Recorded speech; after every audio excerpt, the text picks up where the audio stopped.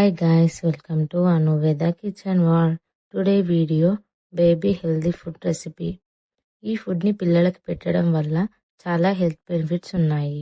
ఈ food prepare చేయడానికి గంగవేలు కూర తీసుకుంటున్నాను. దీని నుంచి ఆకులను సపరేట్ చేసుకోవాలి. వీటిని 2 టైమ్స్ బాగా వాష్ చేసుకొని పక్కన పెట్టుకోవాలి. ఒక మీడియం సైజ్ టమాటో తీసుకొని చిన్న చిన్న పీసెస్ గా కట్ చేసి పక్కన పెట్టుకోవాలి. 2 టేబుల్ స్పూన్స్ మూంగ్ దాల్ తీసుకొని 2 టైమ్స్ బాగా వాష్ చేసుకొని కొద్దిగా వాటర్ వేసి పక్కన పెట్టుకోవాలి. 4 టేబుల్ స్పూన్స్ రైస్ తీసుకొని 2 టైమ్స్ బాగా వాష్ చేసుకొని కొద్దిగా వాటర్ వేసి పక్కన పెట్టుకోవాలి. ఇప్పుడు స్టవ్ పైన కుక్కర్ పెట్టుకొని 1 టేబుల్ స్పూన్ గీ వేసుకోవాలి. గీ హీట్ అయిన తర్వాత కొద్దిగా జీలకర్ర వేసుకోవాలి. జీలకర్ర కొద్దిగా కలర్ చేంజ్ అవ్వగానే 2 వెల్లుల్లి రెబ్బలు వేసుకోవాలి. ఇప్పుడు దీంట్లోకి గంగవేలు కూర వేసుకొని 2 మినిట్స్ ఫ్రై చేసుకోవాలి. గంగవేలు కూరలో గుడ్ సోర్స్ ఆఫ్ విటమిన్స్ ఇంకా మినరల్స్ ఉన్నాయి. Like vitamin A, vitamin C, beta carotene, antioxidants ఉన్నాయి. ఇవి బేబీకి క్యాన్సర్ రాకుండా చూస్తుంది. దీంట్లో ఒమేగా 3 ఫ్యాటీ యాసిడ్స్ ఉన్నాయి. దీంట్లో లోయర్ బ్యాడ్ కొలెస్ట్రాల్ ఉంటుంది.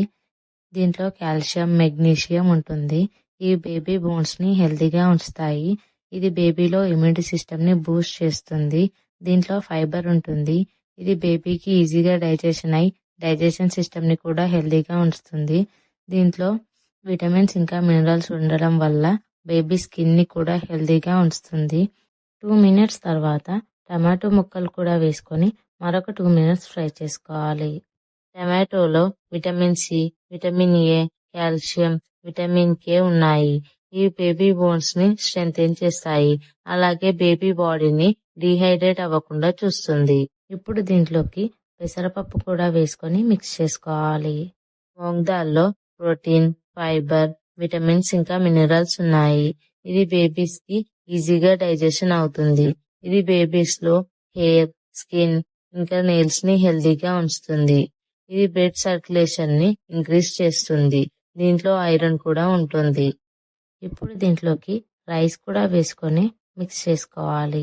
1 గ్లాస్ వాటర్ వేసుకోవాలి. కొద్దిగా సాల్ట్ కూడా వేసి మిక్స్ చేసుకోవాలి. కుక్కర్ మూత పెట్టుకొని లో ఫ్లేమ్లో 4 విజిల్స్ వచ్చే వరకు కుక్ చేసుకోండి. 4 విజిల్స్ తర్వాత ఇది ఇలా కంప్లీట్గా కుక్ అయి ఉంటుంది. ఇప్పుడు దీన్ని స్మాషర్తో స్మాష్ చేసుకోవాలి. ఇలా స్మాష్ చేసిన దాన్ని ఒక బౌల్లోకి తీసుకొని బేబీకి ఫీడ్ చేయొచ్చు. ఈ ఫుడ్ని 6 months to 3 years బేబీ వరకు ఫీడ్ చేయొచ్చు. దీన్ని లంచ్ ఆర్ డిన్నర్ టైంలో బేబీకి ఫీడ్ చేయొచ్చు.